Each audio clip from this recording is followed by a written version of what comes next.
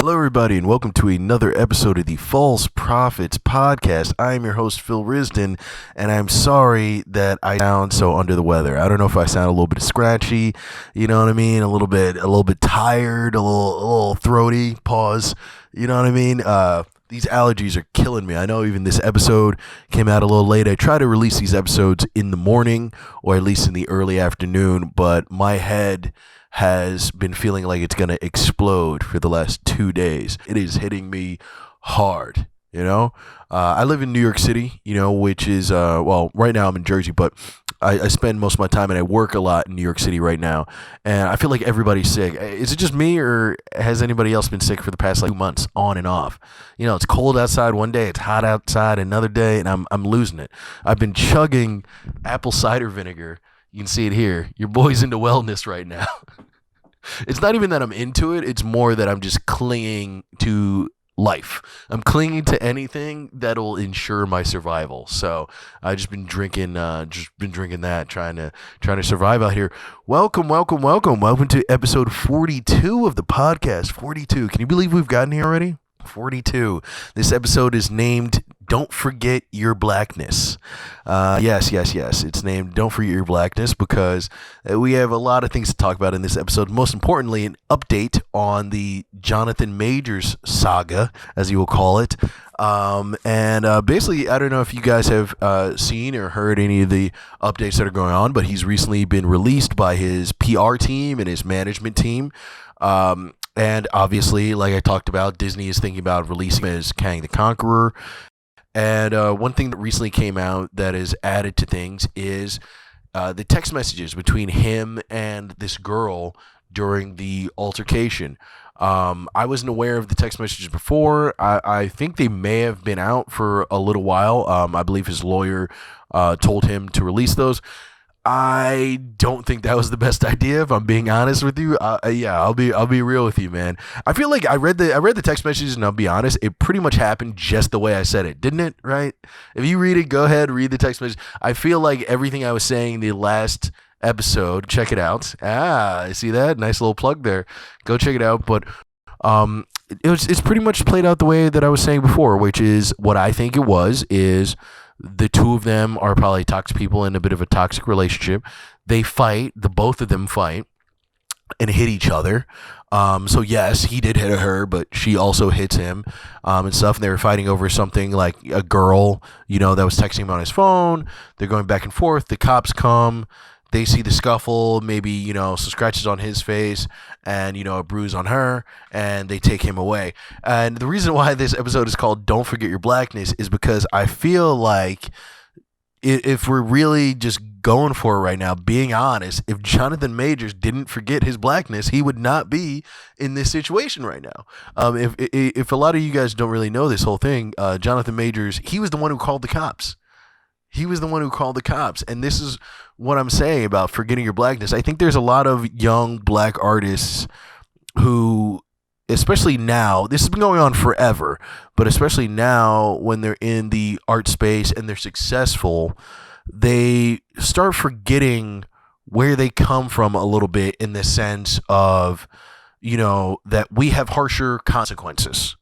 Okay, I'm not necessarily saying he's forgetting where he comes from as far as like culture and he doesn't mess with like black people anymore. Not like that. What I mean is he's forgetting that, bro, you were in a car. You were a big black man with a white woman, and you guys are having a physical fucking fight. Do not call the cops. I know it probably seemed like the more responsible thing to do because you guys are going crazy. He probably also expected them to know who he was. But the thing is that people don't, you know, a lot of these celebrities forget about racism. It's like some of those people don't care who you are. And honestly, if they don't know who you are, it can be so much worse. Because now you're just a black guy in a Maserati who hit a white woman. And the white woman's probably hot too. You know, so they want to fuck her. They're upset that they're not fucking her. They're mad that you're fucking her. You know what I mean? And then they're wondering what you did to get the money, which makes them suspicious already. So you're an extra threat and you've hit her. So this is a very, very serious thing now, and yeah, I suspect that's what happened. I suspect that's what happened. I'm thinking, really, because they said the lawyer has said that there is a video as well too that absolves him of everything. So I'm thinking she was the one who is hitting a lot more, really, really swinging on him, swinging on him, swinging on him, and his stuff was more self-defense. I'm not saying that you should lay her on a woman ever. I was always taught you fucking leave the room, or at worst, hold her arms to her sides or something, but you do not hit. But, people are raised differently, and, I won't talk about certain people's childhood traumas and past and stuff like that. He should have known better. But that being said, I think more of his stuff might have been more defensive, depending on, how they're talking about this video. So, which is why he probably called cops. He was like, they're going to come here. They're going to take this girl away. They know who I am. And this is all just going to be some crazy thing. Maybe it'll blow up on TMZ, but it's not going to be that serious. And then they got there. They had no idea who he was. They saw him. They saw her. And they were like, who the fuck is this guy? Why did he do this? You're going to jail. Sorry. and that's about it. And you can kind of see it from the text messages as well. I mean, I feel like that kind of confirms that whole shit. And it's just like, yeah, man, don't forget your blackness out here, bro. They don't care about the scratches on your face. I'm sure she was hitting you really hard. I mean, obviously not just as hard as you or, or whatever. I mean, that's another thing too. It's like, you're not just any black dude. I mean, you're fucking ripped. You're literally like a slave looking black dude, bro. Like it's crazy. You know what I mean? And, but in a way, that was kind of part of your appeal. You have this danger and this strength about you that probably like turned women on. They thought you were really cool and everything like that. But now this is the dark side of it, and this is what you have to deal with when you get in these sort of altercations. So, at the end of the day, as far as what will happen to him, I don't think he's going to be gone forever. I don't think he's fully going to be gone. I don't think this is a Nate Parker situation or anything like that. If you guys don't know Nate Parker, he was the guy who created Birth of a Nation, which was going to be critically acclaimed. Everybody was talking about it. It was bubbling for a while, and then someone brought up some case of SA from back in the day when he was a college wrestler. And what made it even worse, I think personally, was that the person who accused him had actually committed suicide. And ended their life a couple years before. So it's not even like it was just a person running around or anything like that. This person had taken their own life. It may have been tied to that. It may not have, but that didn't really help the thing. And so he was dead in the water after that. Nate Parker was finished. I would say after that he was definitely done, and he hasn't really done anything since. But I don't think Jonathan Majors is necessarily like that. I don't think it is that. I do think he is going to have to be gone for, I'd say probably like 4 years. We'll see how his film rollouts go, though. That's the big thing. If Disney gets rid of him and they don't release any of the things that he was already in, then he could possibly just be gone. If they release everything that he's been in and they let things roll out and everything like that, and it's fine, and they either still keep him as Kang or they replace him later on, I think he could be okay, and he could be back around doing bigger movies in about 4 years. But you never know. I mean, there's a lot of people they want to replace, and also, again, don't forget your blackness is, niggas don't really get mulligans like that, bro. Sorry, they don't really get do-overs like that. But he's just so talented. I think he has this vibe to him that is very infectious that I don't think people want to give up so easily. So who knows? But they're saying that Damson Idris wants to, or they're thinking about Damson Idris and a couple different people to take over for Kang the Conqueror. So this is going to be interesting and stuff. And, I think realistically, this is really just going into, character shit, man. Just character shit. Like I said, don't forget your blackness, but also too, this is a chance for him to really sit down and mature with himself and realize that he has to move on from the type of women that he's around. I think he only has two choices realistically if this thing is going to work and he's going to go forward as a professional. The one choice is to marry this woman and basically make her like your full-on wifey, bro. She's your main.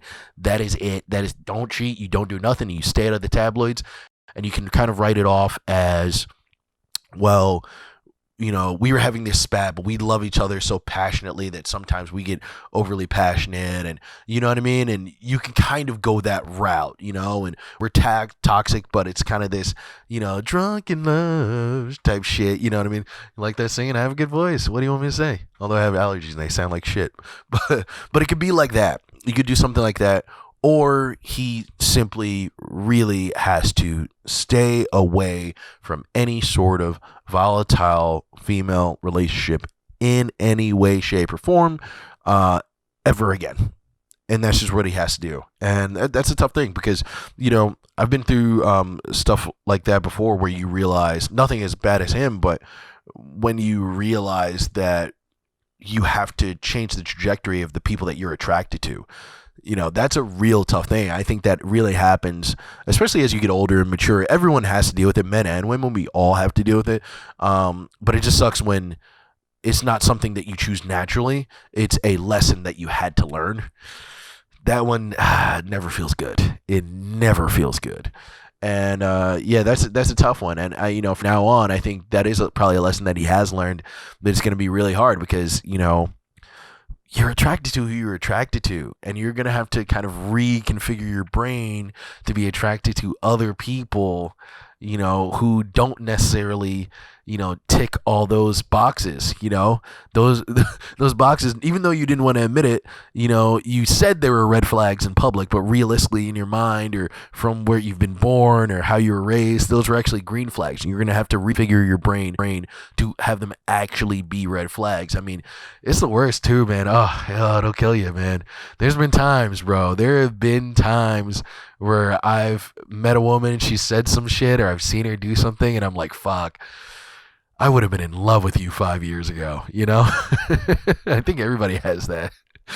Some, you know, like even the ladies, you know, I don't know if there's any women watching this. I know I have more of a dude fan base, but I'm sure there's like men, women, whoever watching this, and you're just like, fuck, this person. And you're like, I'm staying away. I'm not doing it. I'm over, dead, done, over, gone, you know? But at the same time, like, fuck, if this was like, if this was 2017, I'd be fucking in there. I'd be in them cheeks, boy. You know, so shout out to Jonathan Majors.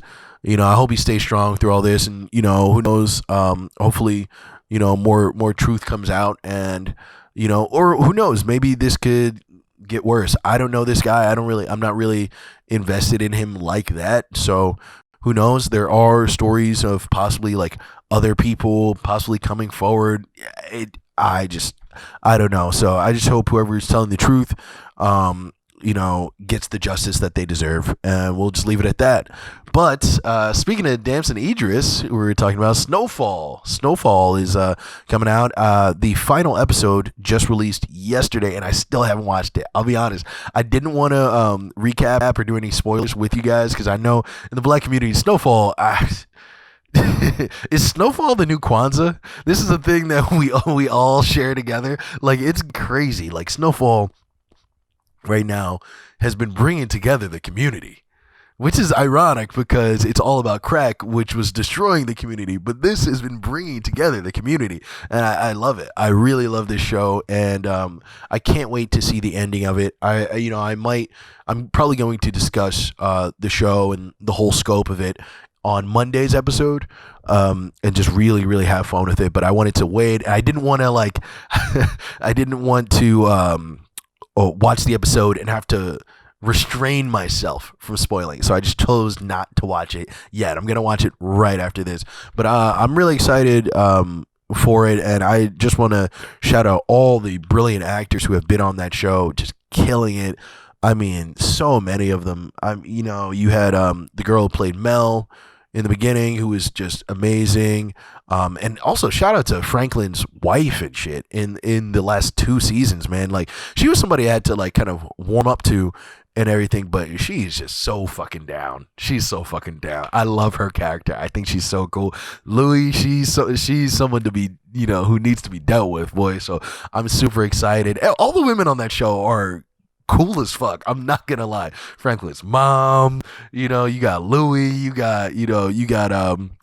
what's his wife's name? I don't even fucking remember. V, yeah, I think it's like Veronica or whatever. Or I believe that's her name, but she's amazing. Everybody's amazing on that show. I mean, obviously Jerome, rest in peace and shit.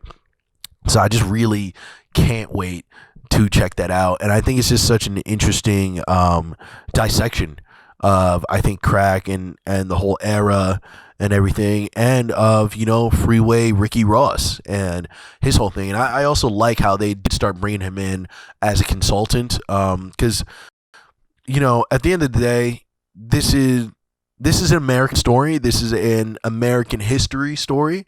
This is a black story, but it is his story. And to act as if it's not, and when they did in the first 2, maybe 3 seasons, was kind of rough. That was not fair. And he deserves at least some sort of compensation in things. Obviously, I know you're taking liberties for certain shit, but come on, guys.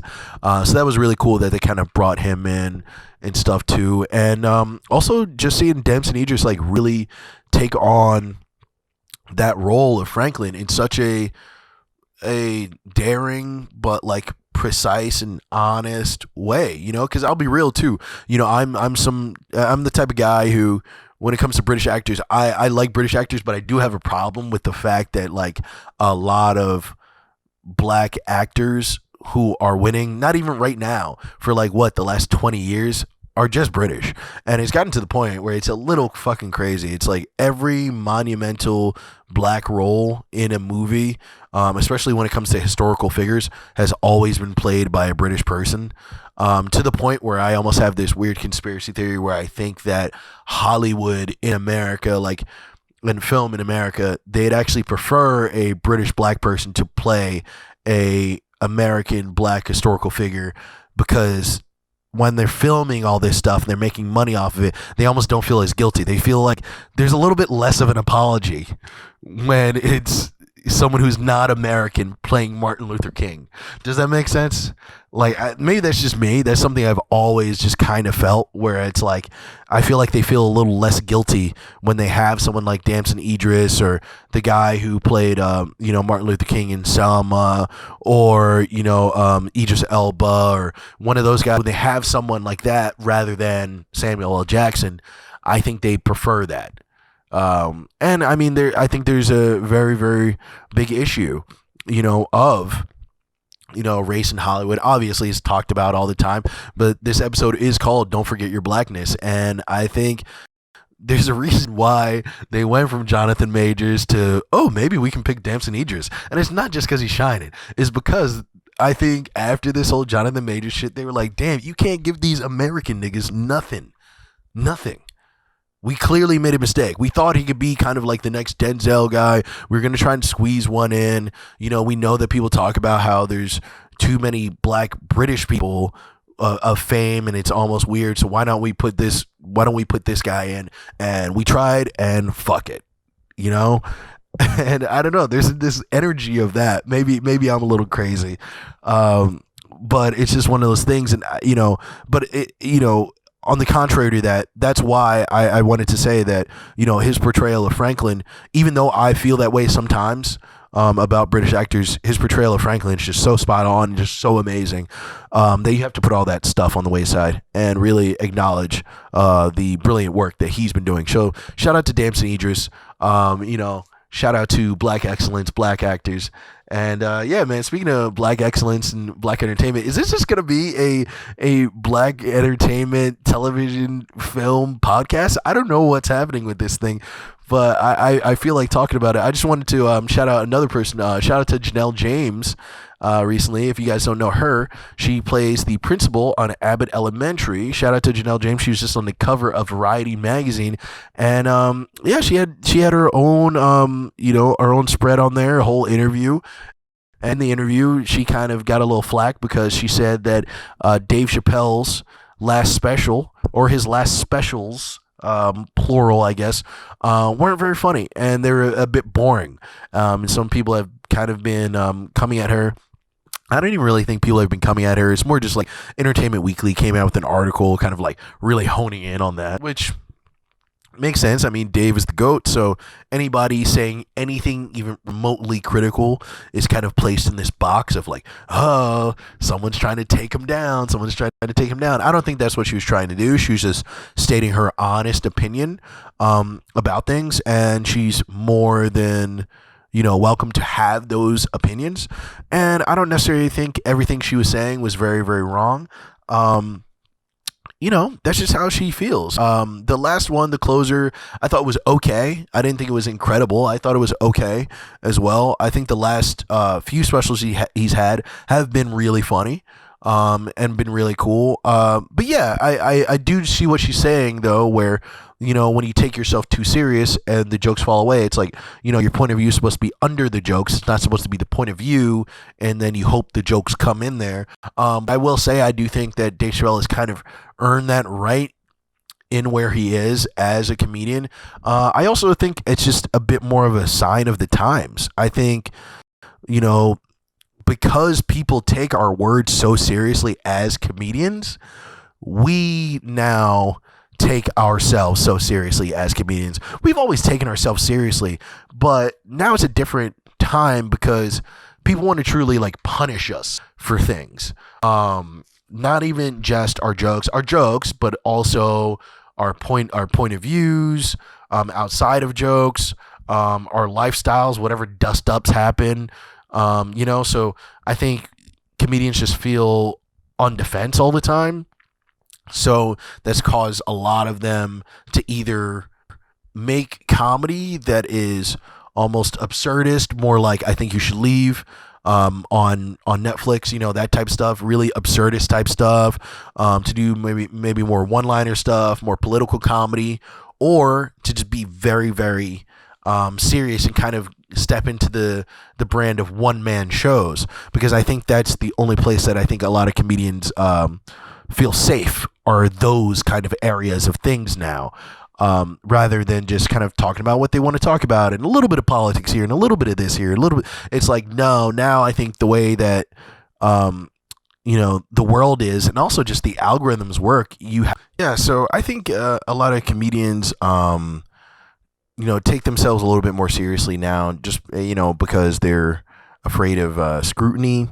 I definitely think it's a scrutiny thing. I think a lot of people are just really, really afraid of being scrutinized or chastised for anything that they say. So they either internalize that and put their guard up, which why they're like, okay, well, I have to get this kind of self-aggrandizing like platform and pedestal to step on to have my views, rather than just telling jokes with those ideas in them. Because when people come at me, I'm really going to have to put my foot down about these ideas. So it's better for me to kind of just act like more serious, honestly, about them, so that my supporters will defend me in a more serious way. I also think too, there's it's also the algorithm. I think, the way the internet and everything is so based now, it's like everything has to be put into sections. And I think when you're just lightly joking about things, the internet doesn't know where to place it and what's real and what's not. And we're dealing with this weird thing. I feel like, especially nowadays, like, has anybody else noticed that entertainment really isn't all that entertaining anymore? It more just kind of occupies space in your mind. People don't even get the chance really to be funny because they have to have these like little bites of videos and clips and stuff. So they don't really get to build their acts anymore. People have to create podcasts just like I'm doing, or vlogs, in order to gain fan bases. The thing we have to do in order to get the recognition, it takes a different form now. So a lot of the time, that different form has to be a little bit more serious or a little bit more gripping. Like, it has to pull you in a little bit, like, more of like, no, I believe this, rather than like, it's just tongue in cheek. Even if it truly is just tongue in cheek. There's been a lot of times where I've been on this podcast and I'll say a bunch of stuff just to get a rise out of people. And I don't even necessarily, like, I might not even necessarily believe in it, but it's just to get a rise out of people, just to get some sort of attention. And I think it can go, and I do that on the more humorous side, but I think even as a comedian, you can do that on the more serious side too, just to get people to listen, just to get people to really hear what you're saying. And I think Dave Chappelle is in that zone now where he has so much recognition and shit that he's like, all right, now I have these things I want to say, and I know people are going to fight me back on it. So I'm going to kind of play the more lecturer role, since I've kind of earned all that goodwill and cachet. I'm just going to actually be in more the lecture kind of status of what I want to do. I like what he's doing. I wouldn't fully call everything he releases now a comedy special. I mean, what was that one? It was like 847, that thing about not Eric Garner, George Floyd. Obviously, like, that's not really like a special, you know what I mean? I think he's kind of beyond that. I think he's kind of transcending that in a way, and kind of just becoming this social commentator. And whether or not you really want to call that fully a comedian is up to you. But shout out to Janelle James, number one, for getting the cover of Variety, but also for Speak Your Mind. That's fucking awesome. I still remember, hanging out with her at mics and shows and stuff, and now she's blown up and doing these huge fucking things. She's on the cover of Variety. How incredible! It's just wild, man. It's just wild. So I'm really proud of her, and I really hope she doesn't forget her blackness, because if some crazy shit happens, I don't want her to end up calling the cops and then get hauled away for some bullshit. So shout out to her, and I wish you the best. All right, guys, that's the podcast. I know this one has been a little bit short, but I'm really just feeling under the weather and stuff, and I need to get this stuff out. So I did it. I was here. I was here for you. I tried to make it as funny, entertaining, and as insightful as possible. I hope you guys love it. Please make sure to like, share, subscribe, all that stuff. I really want to thank you guys for all the views I got on the last episode. I mean, amazing. I've been going up on everything. So please, and if I can ask you right here, I'm looking at you right here. Okay, the views are nice. The views are great. But if you could really, please like the video. If you could like the video, that's what gets me shown to all the different people out there who may or may not like my vibes. And isn't that what we're going for? We want to find other people who like the vibes of the show, so we can all talk and be a real community together. And one day I can have a altercation in the car, but I play it smart and I don't forget my blackness, so I don't get arrested and I don't lose my career, right? That's what we're banking for, guys. So let's hope that we get there. This has been the False Prophets Podcast. I'm Phil Rizdon. Thank you so much. Peace.